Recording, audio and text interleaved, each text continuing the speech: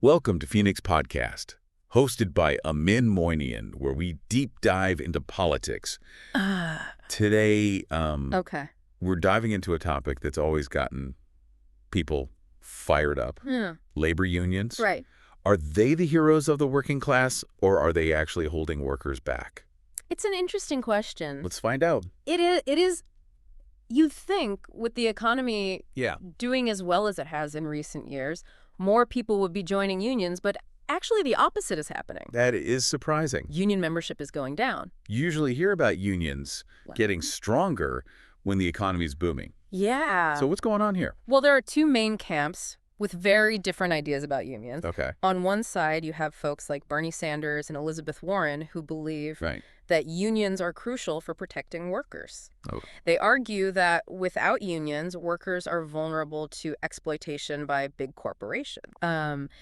They advocate for policies that make it easier for workers to join and form unions, like raising the minimum wage and getting rid of those at-will employment contracts where you can be fired for any reason. Right, so they believe a strong union presence helps ensure Exactly. fair wages, better working conditions, and job security. Exactly. Okay. But then you have the other side, Okay. which subscribes to what's called classic liberalism. Okay. Now, bear with me. It's not as complicated as it sounds. Okay. Basically, classic liberals believe that the best way to protect workers is through a free market. Gotcha. They argue that competition between businesses naturally drives up wages and improves working conditions. Okay, I see where they're coming from. Yeah. It's like if two coffee shops are competing for the best baristas, they'll each try to offer the best pay and benefits to attract them. Exactly. Right. And if one coffee shop tries to get away with paying their employees less or treating them poorly, those employees can just go work for the competition. Right. Classic liberals believe that this kind of market pressure is much more effective than government regulations or union involvement. Gotcha. And they point to examples like the Trump administration's deregulation and tax cuts, which they argue led to more jobs and lower unemployment, especially for minorities. Interesting. So it's less about the government stepping in and more about letting the market forces do their thing. Right. Now, this perspective also views unions as a type of monopoly. Okay. They say that unions artificially inflate wages through collective bargaining, which basically means they negotiate as a group with employers. Right. And while this might benefit the union members, they argue that it ultimately hurts non-union workers, businesses, and even consumers by driving up prices. I see. They're saying that what might seem like a win for some workers could actually have negative ripple effects across the economy. Exactly. And they argue that these negative effects can be seen in things like higher labor costs for businesses, which could lead to them hiring fewer people. And increased uncertainty in the job market because companies might be hesitant to invest or expand if they're worried about dealing with unions. So it sounds like a pretty complex issue with valid points on both sides. Absolutely. Yeah. It really comes down to whether you believe government intervention and collective bargaining are the best ways to protect workers, or if you think a free and competitive market will ultimately lead to better outcomes for everyone. Right. Yeah. So that brings us to an interesting question. Yeah. What happens if a business owner tries to take advantage of their workers? Right. Paying them low wages or offering poor working conditions in a truly competitive market. Yeah, I'm curious about that too. Wouldn't that give them an unfair advantage over businesses that treat their employees well? Well, that's where the beauty of competition comes in. Okay. Let's say you have two factories making the same product. Right.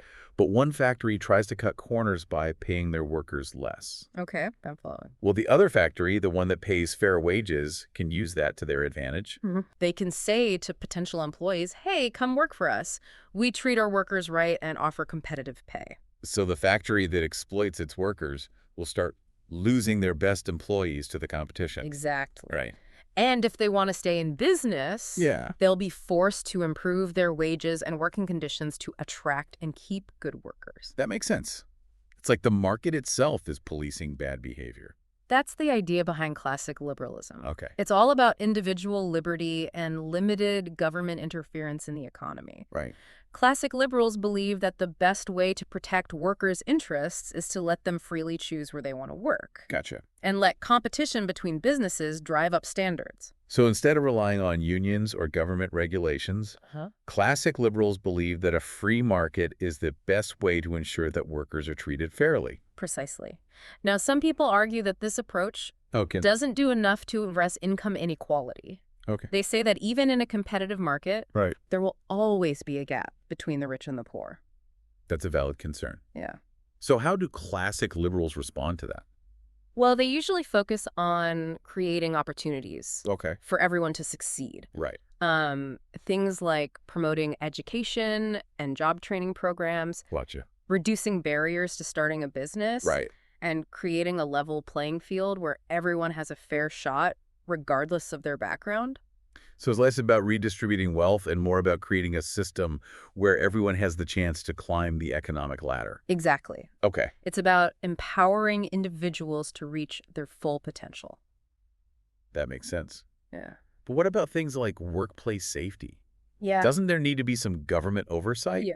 to ensure that businesses aren't cutting corners and putting their workers at risk? Absolutely. Even the most ardent classic liberals Okay. agree that there's a role for government in protecting basic worker rights Yeah. and safety. Right.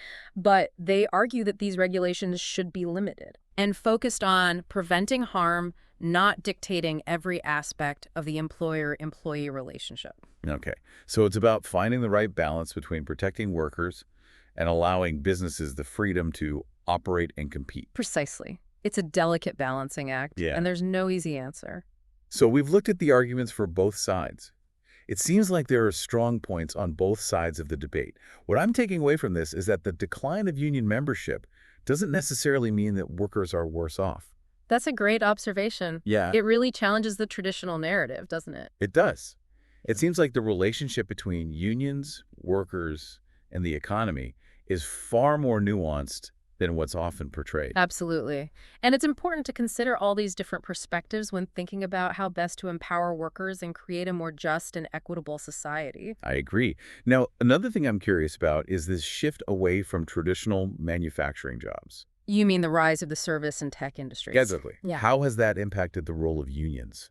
That's a great question, and it's a key part of understanding the changing landscape of labor in the 21st century. So we've been talking about how the economy has shifted away from those big factories and manufacturing jobs that were once the backbone of the labor movement. Yeah. What's taken their place, and how has that impacted unions? Well, you're right. The landscape of work has changed dramatically. Yeah. Think about the jobs that are booming today: tech, healthcare, Right. hospitality, all those service sector jobs. Right. They look very different from the factory floors of the past. Yeah, you don't see assembly lines or giant machines in a software company or a restaurant. Right. So how do unions fit into this new world of work? It's definitely been a challenge for them. Yeah. In those old factory settings, you had a large number of workers Right. doing very similar jobs, Right. which made it easier for them to organize and bargain collectively. Right. It was strength in numbers. Right. So in a factory, everyone on the assembly line had a shared interest in negotiating for bill and wages or working conditions. Exactly. Yeah. But now you have workplaces with a much wider variety of skills and job responsibilities. Right. A tech company, for example, might have programmers, designers, marketers, salespeople, Okay. all under one roof. Yeah. It's harder to find that common ground and unite everyone under a single union banner. That makes sense. It's like trying to herd cats. Everyone has their own unique needs and priorities. Precisely. Right. And on top of that, employers have gotten much more sophisticated in their approach to employee relations. Yeah. They're offering things like competitive salaries, benefits packages, Right. flexible work arrangements, Okay. even on-site perks like gyms and childcare. So they're trying to create a workplace where employees feel valued and don't see the need for a union. That's a big part of it.